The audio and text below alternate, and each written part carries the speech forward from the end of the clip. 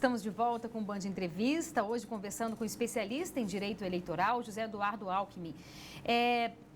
Nós estávamos falando sobre algumas dúvidas que os eleitores ainda têm. Então, amanhã, aí, domingo, dia 7 de outubro, os eleitores vão às urnas escolher os candidatos. A Laura Neiva nos faz a seguinte pergunta: eu não vou estar na minha cidade no dia de votar. Eu posso votar em outra cidade?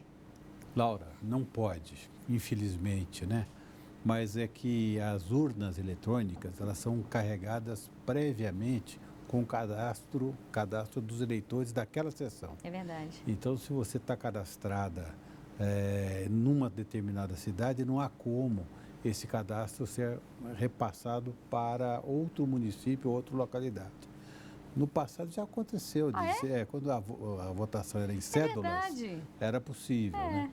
Mas agora não mais. Então, felizmente... E é um controle mais rígido também, não é? Sim, exatamente, para evitar que um mesmo eleitor saia votando Brasil afora, né? Com certeza. Eu quero até fazer um registro, parece-me que nos Estados Unidos eles têm essa dificuldade, não existe um cadastro nacional. Então, em tese, o eleitor lá poderia fazer dessa maneira, porém, evidentemente, constitui crime e lá nos Estados Unidos é um crime punido severamente. Puxando um pouco aí sobre isso que o senhor está falando, teve até um candidato que recentemente falou que se ele perder, ele, enfim, não ia reconhecer, colocando em xeque, né, a credibilidade do nosso processo eleitoral. O senhor é especialista nessa área, o senhor acha qual a sua avaliação? A gente pode confiar no nosso sistema eleitoral? Independentemente de quem ganha ou de quem perca. Olha, essa coisa de não confiar nas urnas eletrônicas é uma coisa um pouco antiga, né? É claro que os sistemas de controle, de auditoria devem ser sempre modernizados. E são, né? Todo ano. Há uma preocupação muito grande da Justiça Eleitoral. Eu já fui ministro do Tribunal Superior Eleitoral e participei da primeira eleição em que a urna eletrônica foi utilizada. Depois tivemos uma outra eleição aqui, quem é de Brasília, lembra? Aqui adotou-se a fórmula do voto impresso e só teve uma consequência, não teve fraude alguma, não se constatou nada de errado, mas teve uma consequência, é que o último eleitor a votar numa sessão de Ceilândia, salvo engano, votou às 10 horas da noite, porque a impressora quebrava e aí tinha que interromper e providenciar uma outra impressora e, enfim, não foi uma experiência positiva. E, claro, muito eleitor desistiu de votar, porque imagina, esperar horas na fila. Foi a pior eleição. Isso foi que ano, você lembra? 2002. Brasília, quer dizer, Distrito Federal e, salvo engano, na Paraíba, houve 100% de urnas com impressoras.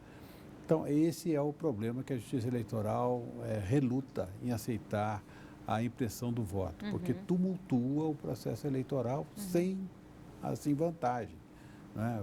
A auditoria que se pode fazer já é feita. Há um processo de votação em paralelo, pega-se uma urna, leva-se para um ambiente praticamente de laboratório dentro do TRE, com todos os representantes dos partidos presentes, e vai se fazendo das 8 até as 5 horas da tarde uma votação paralela, controlada. E ao final do processo, às 5 horas, se imprime o boletim de urna. Nunca se constatou um problema em todos os estados em que a urna, hoje, no Brasil inteiro, nenhum dos estados teve problema. Então, é um processo de auditoria que parece que é bem confiável. Certeza.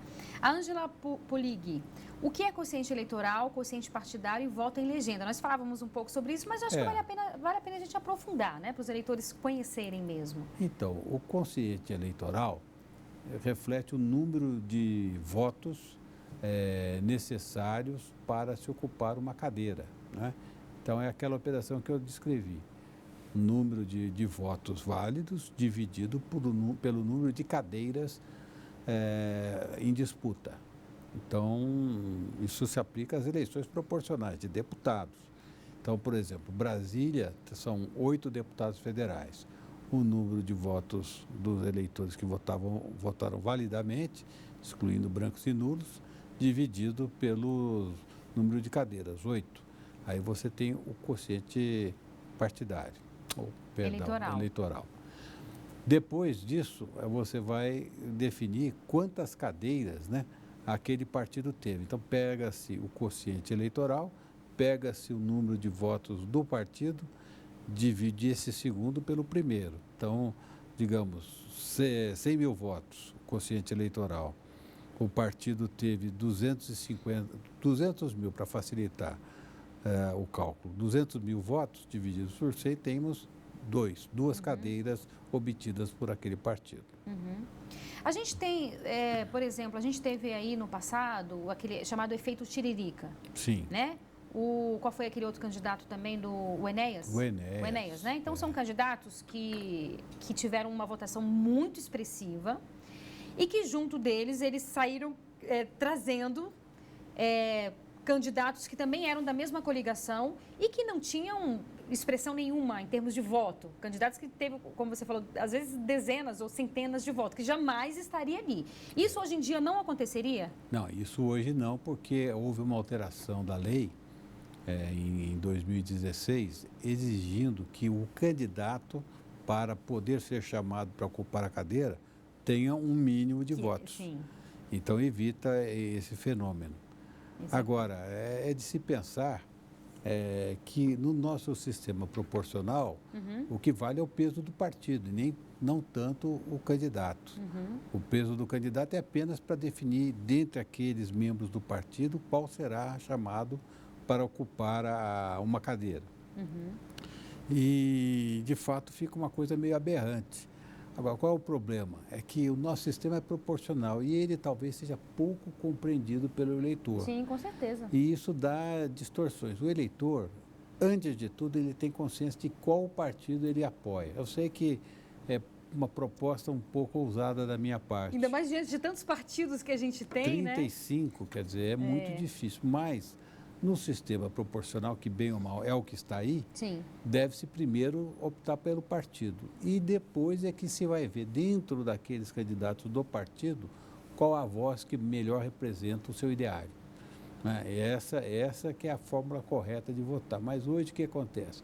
A pessoa se apresenta, vota naquele amigo, naquele companheiro até de igreja e tal, né?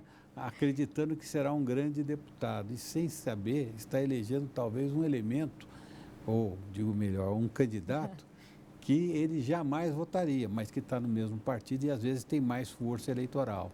É verdade. Então isso é uma coisa que o eleitor deve prestar atenção. E a gente lembra que você também pode participar aqui do nosso programa, a sua opinião é importante para a gente, mande a sua sugestão de entrevista, o nosso telefone, anote aí, 99976-9204. E agora nós vamos para mais um breve intervalo, é bem rápido, não saia daí, eu espero você.